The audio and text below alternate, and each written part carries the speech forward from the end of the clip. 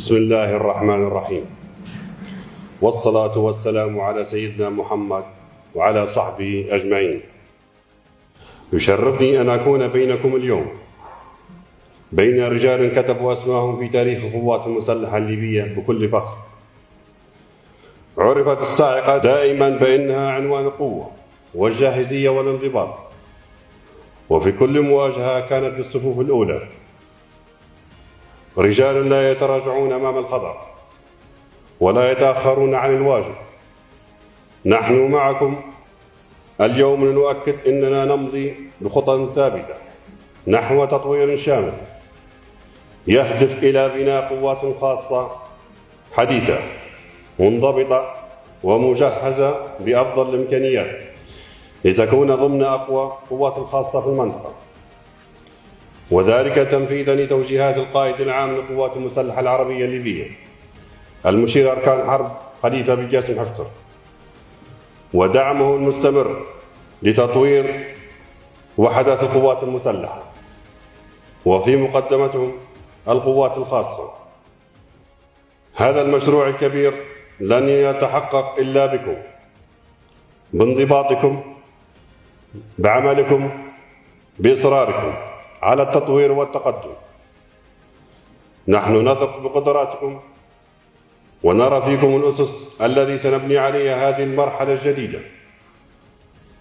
وسنعمل على توفير كل ما يلزم من تدريب وتسليح ومعدات متطورة لتكونوا في أعلى درجات الجاهزية. كونوا كما أنتم دائما في المقدمة بانضباطكم والتزامكم وروحكم القتالية العالية. وفقكم الله وسدد خطاكم، والسلام عليكم ورحمة الله وبركاته.